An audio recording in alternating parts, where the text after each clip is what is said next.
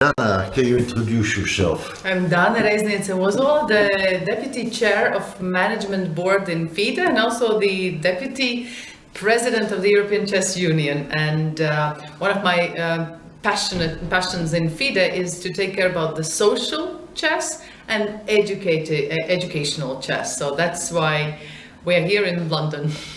Yeah, but you are a qualified player yourself, huh? I am a women chess grandmaster. Yeah. Yes, I've been the national team's leader since 1998. Yeah. But the funny thing is actually that now when I work for chess, I have the least time to play chess myself. Nevertheless, I do play time to time. I do play for a German club, Liberate, since 2001 already.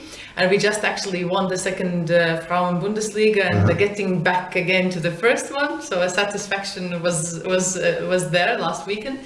And I also play for Vasa, for Stockholm, for a Swedish club.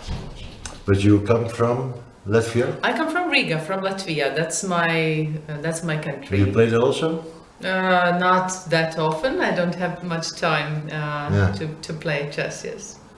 But you have a fascination, and you were also in politics, of course. Yes, now for 2 years I work for FIDE, but before that for 10 years I was actively involved in the Latvian politics. So my profession is a politician. As a minister also in the government. Yes, sometimes people are ashamed saying so, but I'm actually proud of the fact that I have this great experience of being a member of the parliament, elected 4 times, and the Minister of Economic Affairs, and also the Minister of Finance. So that has been a great experience.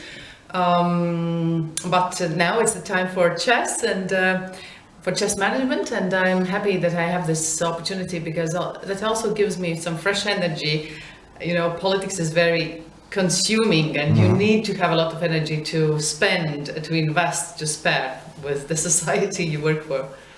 Yeah, and education is just one of the things you occupy with, or is there a special? You have a special interest in it? Yeah, in FIDE I have quite a wide portfolio from the administration to development fund, so helping the less developed federations to implement their projects, increasing their capacity, and the social area, which starts from women in chess to chess for people with disabilities. Chess in prisons is one of the nice initiatives. I actually took a chance and today visited one of the prisons here in London, playing against the inmates. You gave a Simon? And I lost one game, Okay, can you imagine? So yes. You give them success experiences. Chess for Refugees, an amazing project in Kenya, together with UNHCR, yes, where we train the little kids, not only to play chess, but also some important life skills, so that they do not become a piece of in somebody's hands, but they become the masters of their life. And educational chess, of course, that's one thing that I really believe in, and not only because it is a great tool for developing the 21st century skills, and I'm a mother of 4, and I understand that the smartest thing you can give to your kid is not a certain profession, but skills, because the labor market changes so fast. You cannot predict what professions will be demanded in 10 years. Yes? That's true in a way, but on the other hand, there is a task for this kind of conference, I would say, and scientists. Chess, what chess? The French opening, tactics.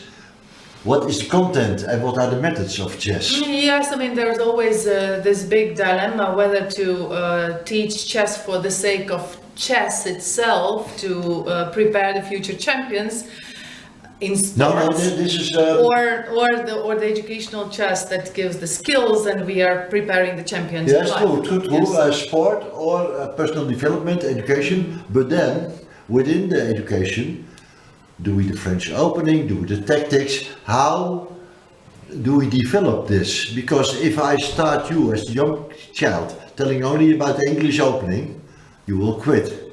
Yeah, so how do we? But that's the I think the beauty of the educational chess. Those people who are educators, they know how to do it. That you shouldn't overwhelm little kids with theory, with complex matters that that sometimes do not make any sense to them. So that is why we create such kind of a fora like this London Chess Conferences, where really the experts in educational chess come together. They share experiences, they share methodologies, they share their materials, so that those who want to introduce chess in education, or they know that somebody wants to introduce chess in education, they can give the advice what to use, what is the most efficient and workable way. And today you saw excellent examples, excellent ideas where a lot of best practices. A lot of best practices besides passion only. Yeah, passion is a good thing, but you need the skills, you need the research, you need the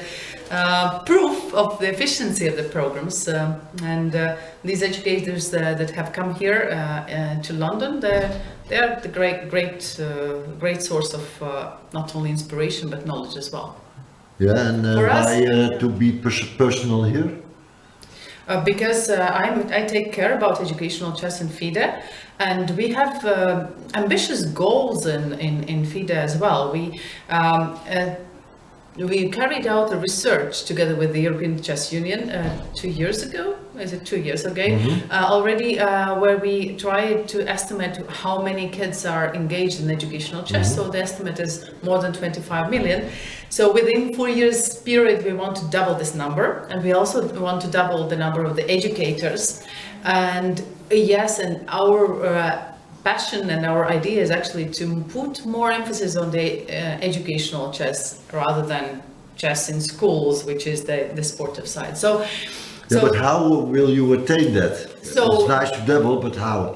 Yes, so that's the goal. Then the practice is many things all together. There's no one stick of the miracle that you would solve all the issues at once. Yes, so first, of course, FIDE needs to build its credibility so that people would believe that we are the competence center, that we have people working for FIDE who know how to deliver, that we have our materials, that we have our training courses. So in April we will have the new reworked and updated training courses for the teachers and for the instructors launched. So that's one thing, very practical, very much needed for those who need to introduce chess in education. The first thing is who is going to teach, yes? And the first mistake, quite often we see that the countries and their federations or their ministries of finance think of as you need to be a chess player to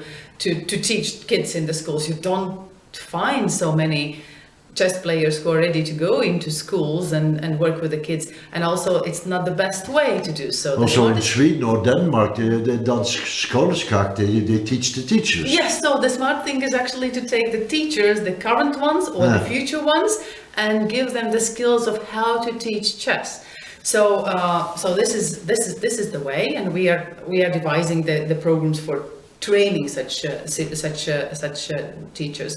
We want to raise the awareness. This conference is one of the activities that we are trying to support. Others are, Judith Polgar's conference, and we are eager to support other forums as well, where the policymakers, where the educators, where those persons who are interested in educational chess learn and see what is the right way. Yes, so this is also one of the main tasks that we need to raise the awareness. Will there be something like a big database on the FIDE site where you can find all the best practices? Then without yes. following courses? Another step is that first we are now we have worked together with ECU and made a database of the best or the most acknowledged and trustable research and scientific papers on educational chess. So we will publish it soon. I think that's going to be quite a nice resource for those who need the arguments. The scientific research. Yes. Yeah, but then we have to convert it into practice. So maybe you also can make it a database. One is the scientific research, yes, and then the second thing is that we will introduce the FIDE endorsement system. So any methodology that wants to get the FIDE endorsement can apply, will be able to apply. The educational policies are policies carried out at the national level. So as many countries as there are, as many the educational systems are.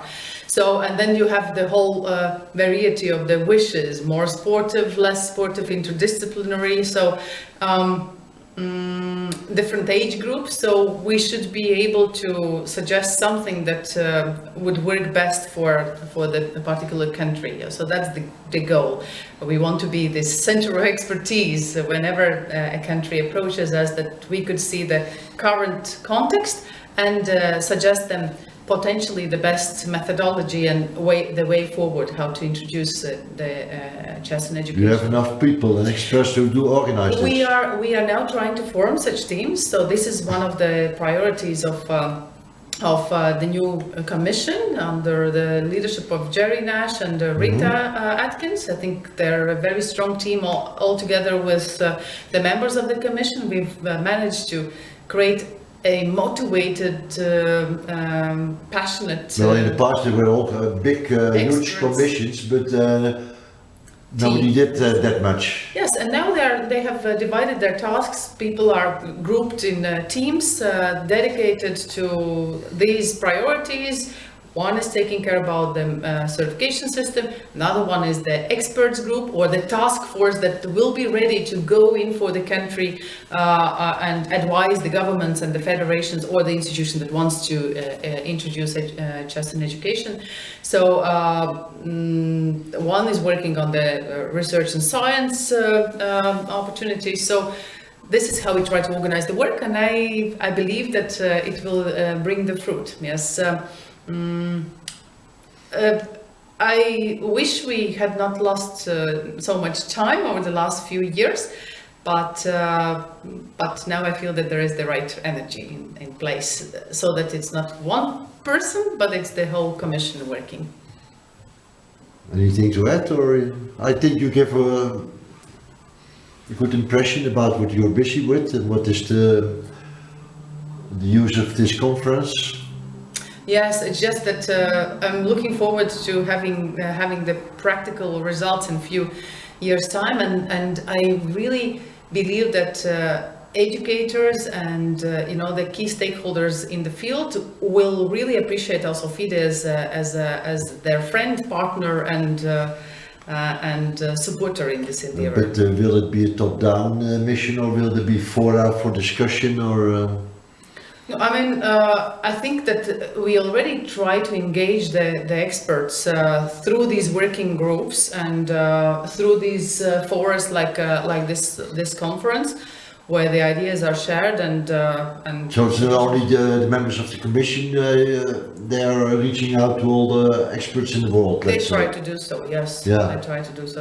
I think that you still need some experts method implemented, so that to structure the work, if you just open the debate and do not see where your goal is, where your target is, then you would spend ages in debates and you would not get down to business.